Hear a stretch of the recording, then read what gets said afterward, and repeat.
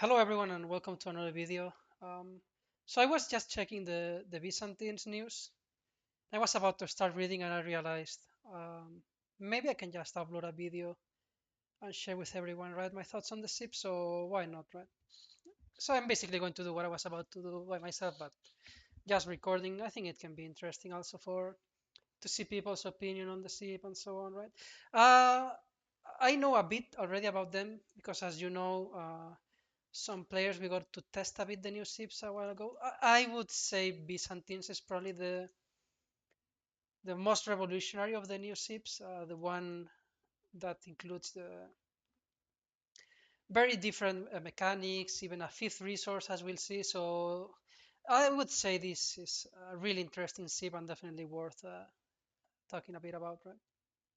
So, okay, the introduction, the Byzantines are a new ship available with the Sultan's Ascent, come equipped with three unique aspects: an aqueduct network, access to mercenaries, and powerful Greek fire. Access to mercenaries. I guess they explain everything in detail, but this is already, again, three completely new things, right, in the game, just for this ship. So I really like how deep they are going with the asymmetry between ships in the game in general. I feel like the game will have 16 new civilizations, and they will really feel like 16 completely different ships, right? So that's really interesting. So the civilization constructs sprawling aqueducts networks that boost the productivity of their empire and aids in the generation of olive oil, a unique fifth resource used to hire mercenaries.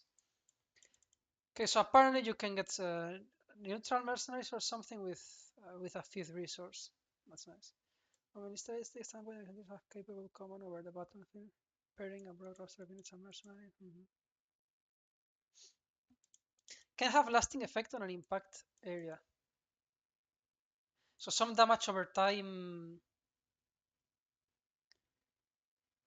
This sounds like damage over time in the ground, right? Like, for instance, I don't know, Warcraft 3, the fire catapults, where you just shoot the ground and for a while it damages everything that moves to there. This can be really interesting, right? Like, let's say you are walled and your opponent makes a small hole in the wall to get in, and you just burn that down with fire so they cannot raid you or wherever. This can, depending on how it's implemented, it can have quite a big impact, right? So early 9th century to mid 15, Eastern Roman Empire. Okay, so this is a bit of history. Okay, so playing the Byzantines. Byzantines bolstered their forces by using olive oil, a fifth resource unique to this civilization, to hire a vast array of mercenary forces. The civilization gains access to olive oil over time by gathering from the unique olive grove that replaces the standard farm. So you just build, instead of building farms, you build this olive grove that apparently gives you oil to hire mercenaries, right? With access to such a broad roster of units and mercenaries, the Byzantines' highly varied army is capable of adapting to whatever they encounter. It can be quite hard to counter the Byzantines, right? Depending on how this mercenary mechanic is implemented. Like if they can suddenly hire,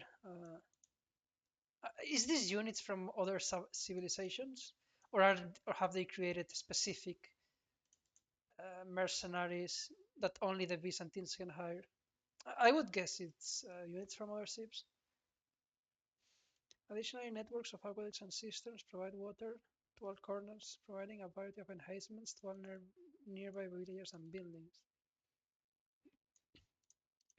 So this looks like similar to eco upgrades, right? As in, depending on how you build your city, you can choose whether to buff villagers or production, or I guess both, right? Probably both. Engulf your opponents in fire and flame by spreading Greek fire with trebuchets, dromons, and don't dare to pronounce this word.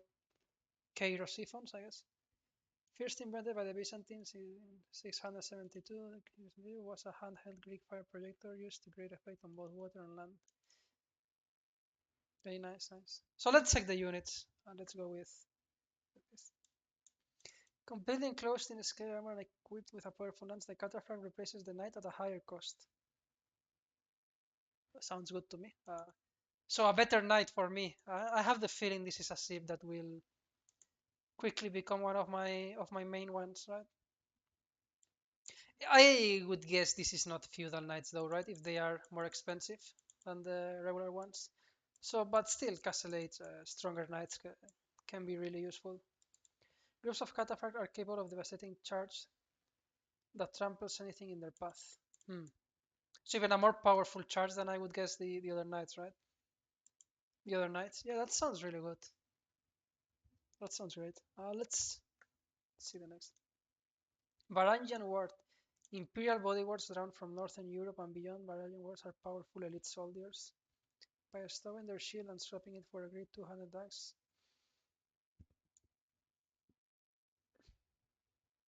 Trade armor for a significant increased burst of damage with their berserking ability. In general, these kind of things are when a unit gives you this much flexibility, it's often a very useful unit. But so apparently this can go from some kind of tanks, I guess, to very high DPS, right? And since they're called Imperial Bodyguards, I assume these are a Imperial Age unit. So more towards the late game, right? But still, sounds really powerful. Cratosiphon. As a replacement to the ram, the Cratosiphon sprays jets of Greek fire. These flames remain over time, leaving burning ground that deals damage to anything. Oh wow, so in a way the rams from Byzantines deal damage not only to buildings but also units, right? With this fire that they leave around. But I wonder if they can attack units by themselves or if you can just attack buildings with them and then they leave this fire that also deals damage to units, right? Because this anything, I guess, yeah, it's not only buildings but also villagers, military, and whatever, right? I guess it will be more expensive than the regular RAM probably. But yeah, this sounds quite strong. This sounds really strong. Limitane. Engage the shield wall with the Byzantine experiment replacement. While active, the shield wall drastically reduces incoming range damage at the cost of movement and attack speed. Oh, so some experiment that can actually, for a while at least. Well, I don't know if this has a cooldown or I would guess so, right? But apparently they can survive against archers. Like I assume they stop dealing damage pretty much, but this can be very useful. I think in some scenarios, right? Hmm. Like for instance, once you kill most of your opponent's cavalry, like you don't want your spearmen. They don't really do that much damage to archers, right? So you can just activate that, so they tank as most as possible. They don't get sniped, right? And your other units do the rest of the damage. So yeah, what I'm noticing so far from these units is that Byzantines is a ship that is going to give you a lots of options, right? From the very get-go, apparently, how you build your base will have an impact on what gets buffed, what doesn't get buffed. Right from what we read here before with the enhancements. Then your units, you can use them in multiple ways, right? They can go from a tank to a very high DPS unit, from a regular spearman to a unit that I assume doesn't do much but doesn't die neither. So I have the feeling, yeah, this ship is going to be one of the most flexibles in the game. I guess they will be the kind of ship that you can play either aggressive or defensive. Like English, for instance, I would say is one ship that can be played that way, right?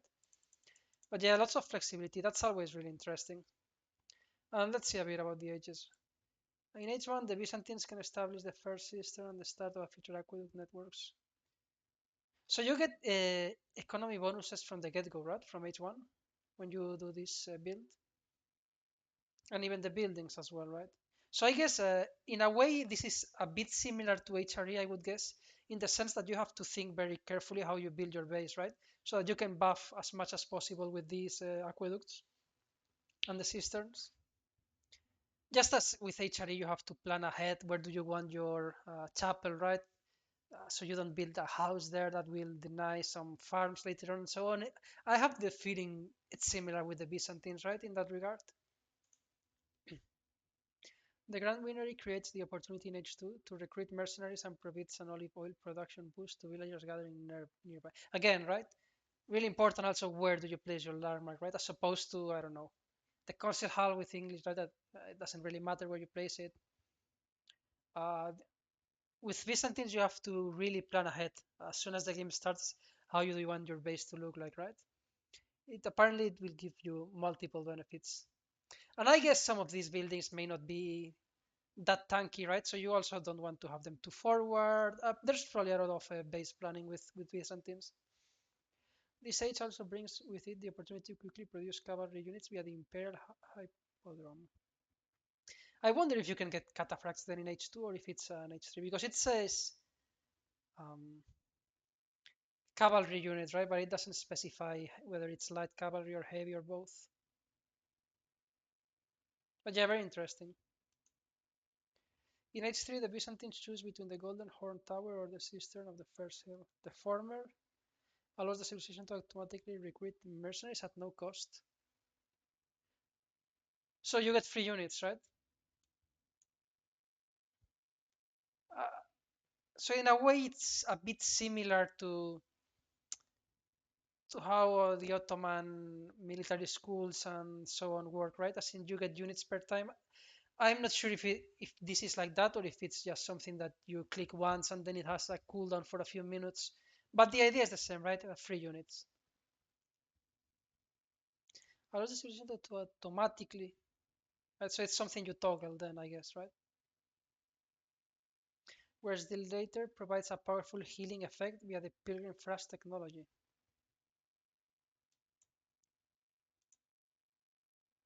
So this is one extra cistern, right? Like it mentioned here that you can get one in H1, right? Can establish, so maybe it's one per H.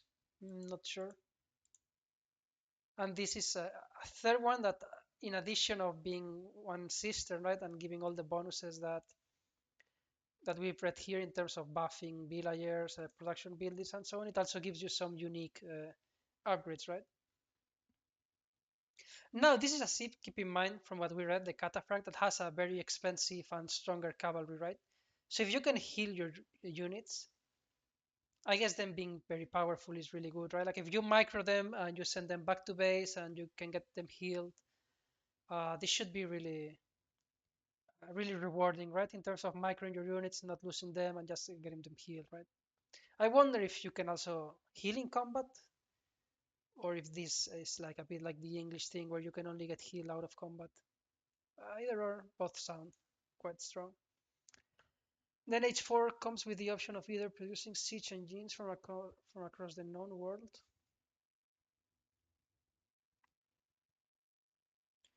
With the aid of foreign. So this is a bit like the Mongol thing, right? Where you can build siege with units, if I understand correctly. Producing siege engines from across the known world with the aid of the foreign engineering company. Or strengthening and training additional units from the core Byzantine roster from the Palatine School. So either it seems it's both landmarks to get units in a way, right? Like one for siege and the other for core Byzantine roster. Yeah, this overall, okay, is this it? Yeah, it is. Overall, it looks really like to me at least. It's probably from what we've seen one of the most interesting ships, not only in the upcoming the new ones, but just in general, right? Like it seems to be a ship that has a lot of unique mechanics, gives you a lot of flexibility in terms of how to use your units and so on and so forth. Also, very important planning how your base layout, right? Which I'm not the best at sometimes, so that may be a bit challenging depending on how hard it is or how much do you need to plan ahead. But yeah, overall, I'm really hyped about the Byzantines. It seems yeah, I can see myself playing this ship a lot if it will play like I'm imagining right now. Anyways, there's nothing more. Yeah, so let's leave it here. Hope you enjoyed the video and see you next time. Have a good one. Bye bye.